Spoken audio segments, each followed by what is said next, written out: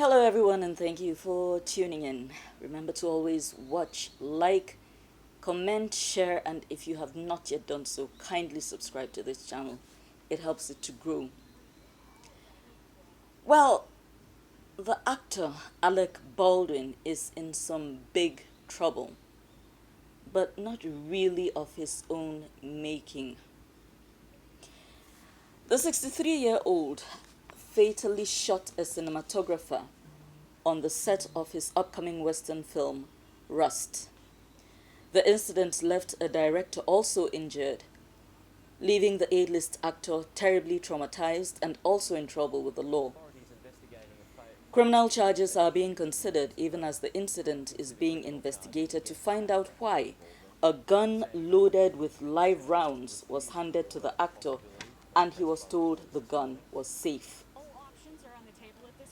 Now, as I sought more knowledge on the issue, I stumbled upon this TikTok account giving a detailed explanation of the protocols around the use of firearms and weapons during a film shoot. Now, for those unaware, I work in the film and television industry as a director and editor. I've also spent a lot of time with stunts and with effects, specifically firearm props. I've had experience in front of the camera, utilizing those things, as well as behind the camera, both shooting them and working specifically with them, like working with the firearms prop master, in loading the guns and cleaning the guns, etc. So I have a pretty good working knowledge of the protocols. There are a bunch of people who are laying blame on Alec Baldwin and saying that he should have checked the firearm before shooting it. That is incorrect on so many levels. An actor should never be messing with the gun, should never be like looking if it's loaded, should never be doing stuff like that. That is not their job. That is unsafe. What generally happens on a set, though, is let's say they're rehearsing a scene where there's going to be gunplay. During that whole rehearsal process, when they're figuring out blocking and where the camera is, all of that, the actors have dummy guns. They have either rubber guns or what we would call cold guns, guns that are not able to fire. And they use that to go through the motions. It isn't until they're about to roll, that's the only step left, that a prop master will walk in, will announce that there are hot guns on set, and will remove those guns and replace them with guns that are ready to fire. And then literally it's like, okay, roll camera, roll sound, action, boom, boom, boom, cut, and then the prop master comes and takes those guns away to be checked. That said, while I feel he probably did nothing wrong, unless I hear that there was like a major malfunction with the weapon, there's almost certainly gross neglect on that set that led to this tragedy. And I'll go ahead and say now, this is going to change some things, or at the very least, it's going to get people real serious about following the safety protocols again. Meanwhile, I just feel terrible for everyone involved. She leaves behind a husband and a child, and then Alec Baldwin essentially doubled over outside of the police station. Afterward, he is clearly very upset. He's released a statement to that effect. So please, everyone, don't attack Alec Baldwin. Let's just see what happens. There is a police investigation. If there's any wrongdoing, they will almost certainly find it. Now, it should be noted that Alec Baldwin is actually not a stranger to action film shoots. In recent times, he has featured prominently in the Tom Cruise-led Mission Impossible franchise, which features amazing action stunts and a lot of simulated gun battles. Baldwin has starred in Mission Impossible Rogue Nation 2015 and Mission Impossible Fallout 2018. He came into prominence in 1990 with his portrayal of the Jack Ryan character in the movie The Hunt for Red October and has remained at the top of the charts ever since. He is also father-in-law to Justin Bieber, as his daughter Ireland is married to the songster. Alec is the eldest of 4 actor brothers and also a writer, comedian, film producer, and an activist. The twice-married actor is the father of 7 children. You see, when tragedies like this occur, my heart goes out to the person in question. Maybe a little bit more than even the victim. Because in this instance, all accounts have it that the person who handed Alec Baldwin the gun actually told him it was a cold gun, meaning that there were no live rounds, no ammunition in it. And of course, there's this propensity to want to play with 1 or 2 props and things like that, just fooling around.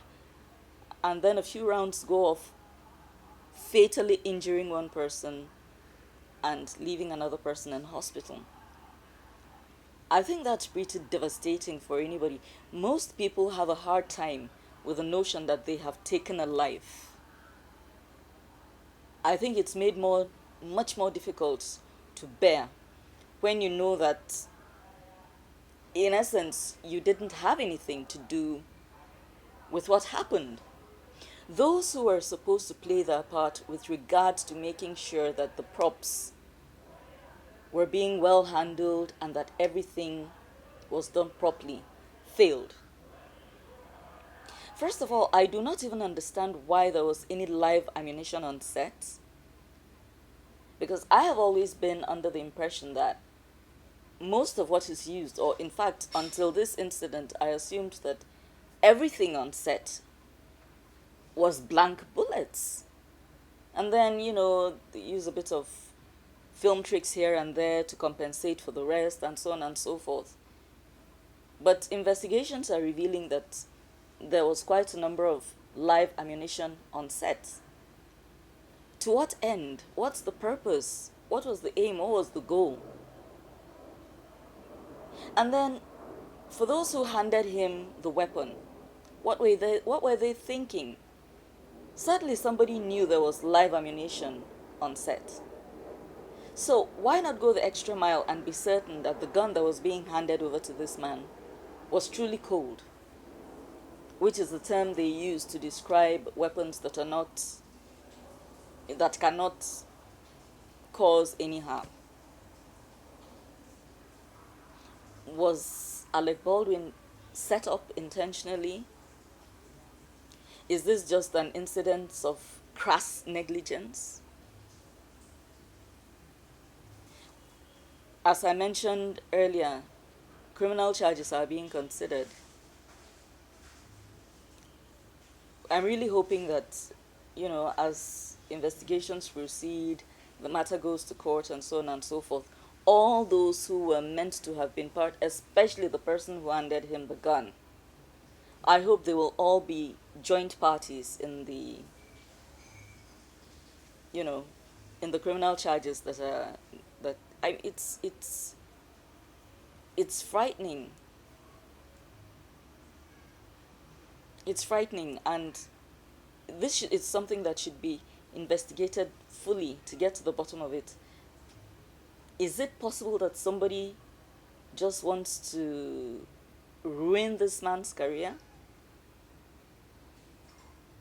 He has been in the industry now for decades, and despite his famously hot temper, he is somebody who, when it comes to his craft, delivers all the time.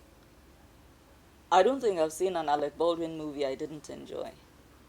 I don't think so. He's also on Saturday Night Live, where he does a spoof on Trump, and he's very convincing. The man is good at his craft. Is somebody within the industry trying to take him down? I'm ordinarily somebody who is not very fond of conspiracy theories, but things like this make you wonder. And if that's not the case,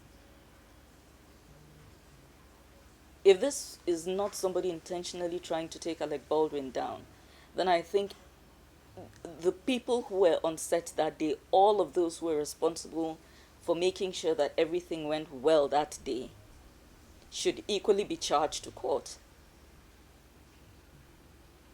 This lady lost her life.